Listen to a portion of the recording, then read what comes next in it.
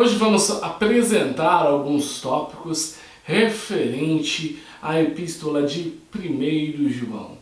Então, seja bem-vindo, aluno da Escola Bíblica, e você que de alguma forma chegou até aqui.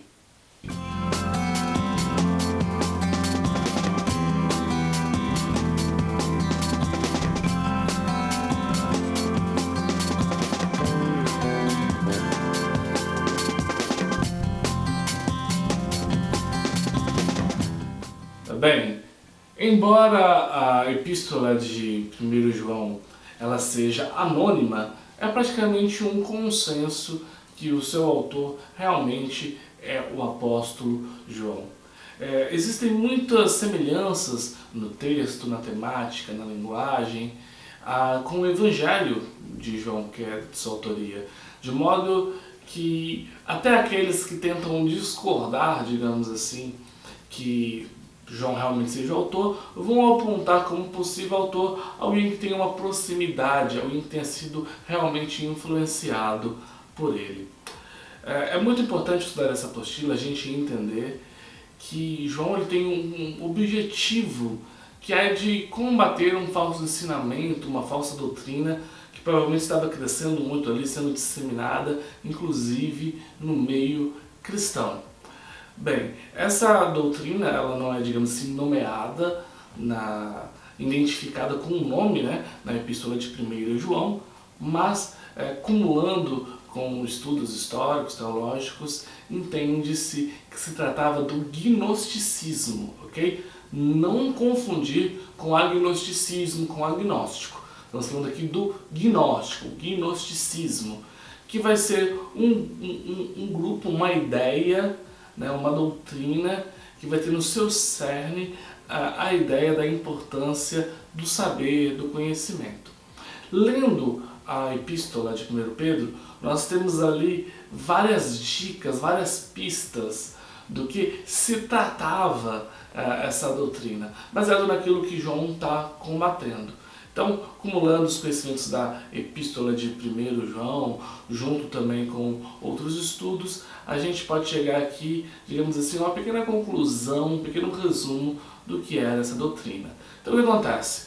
Era uma doutrina que vai se estabelecer dizendo que a carne, o corpo, a matéria, de uma maneira geral, é ruim. Então, tudo aquilo que é matéria é negativo e o espírito é bom. Isso cria um problema, porque Jesus, nós entendemos que ele era Deus e que ele veio em carne, ele veio em um corpo. Isso seria então incompatível, porque como um Deus viria habitar em um corpo, em matéria, se a matéria é algo ruim, algo mal?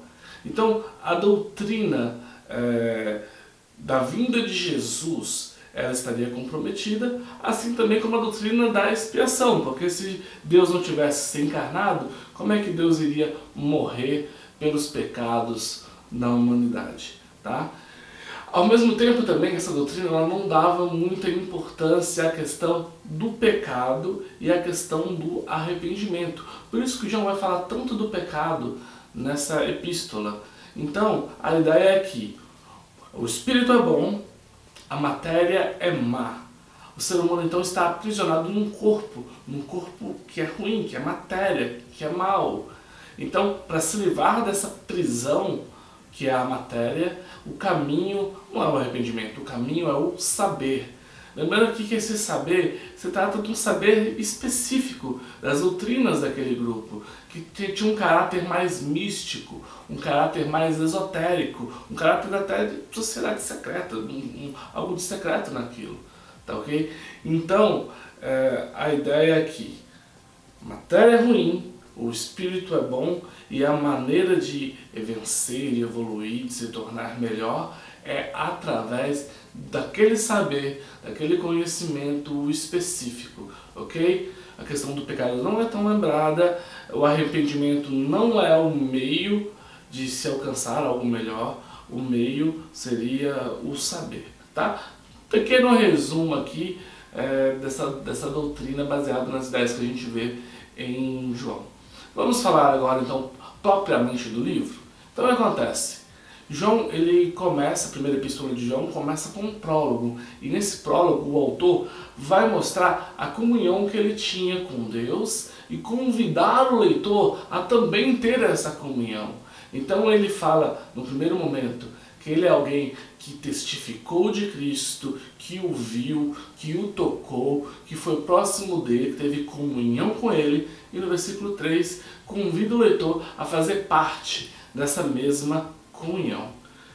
No capítulo 1 e 2, a gente vai ver aqui as ideias de que o ser humano ele é pecaminoso e existe uma responsabilidade neste pecado, mas ao mesmo tempo que ele mostra que o ser humano ele é pecaminoso, se ele dizer que não tem pecado ele está se enganando, ele vai também já mostrar a solução, que Deus é a luz e que nós temos que andar nessa luz, porque nessa luz não há trevas.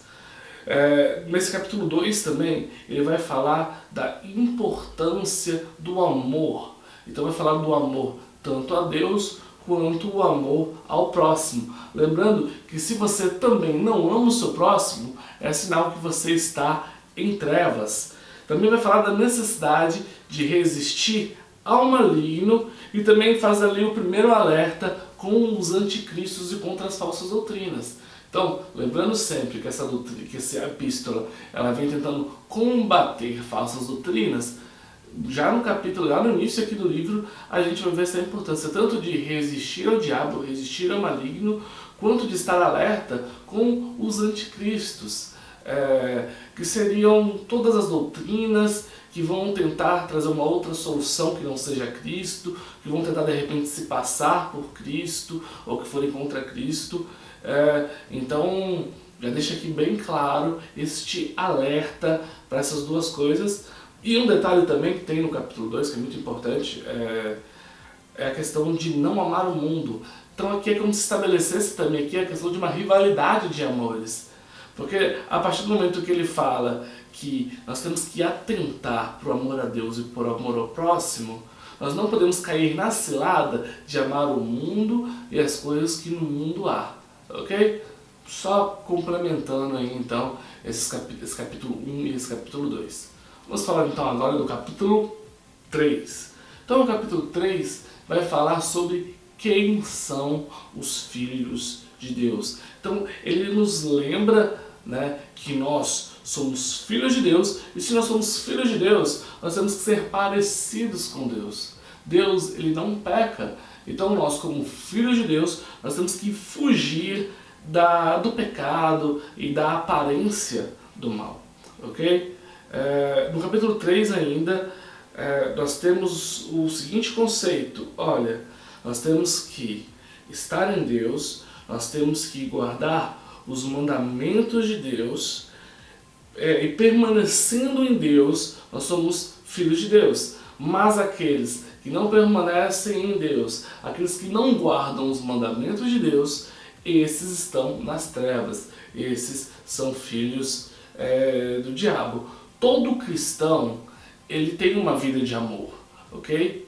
Entretanto, aquele que está nas trevas, ele vai ter uma vida de ódio, e ele vai odiar o bem.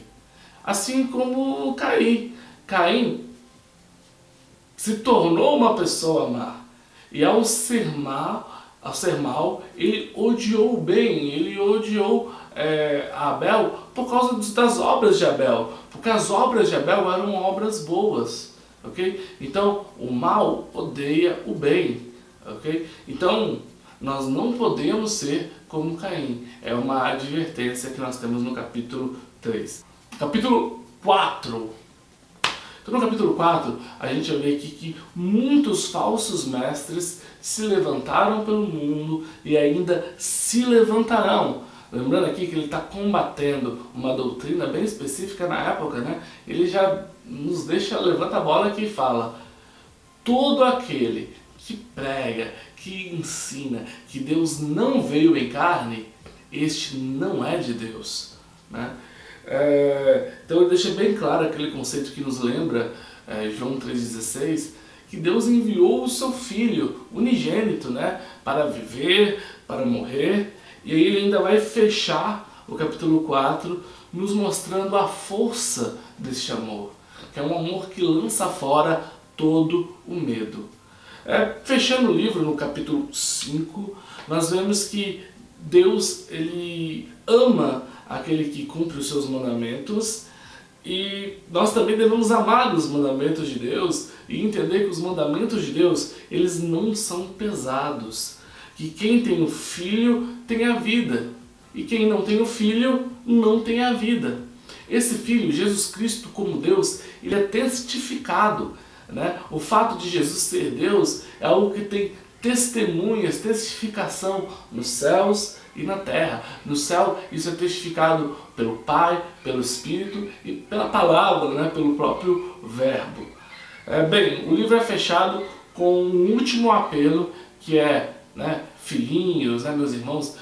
Repare que João sempre trata com muito carinho, né? É um livro que tem uma exortação, mas não é uma exortação áspera, é muito amorosa, né? Ele fala no intuito que os filhinhos devem se guardar dos ídolos, devem se guardar das falsas doutrinas, ok? Então, meio que no final que ele vai estar dando aquele fechamento, resumindo a mensagem geral da epístola, né? Espero que tenha sido útil, ok? Estamos aqui finalizando nosso tópicos aqui em teologia sobre a epístola de 1 João. E então, até mais. Grato por você ter assistido até aqui.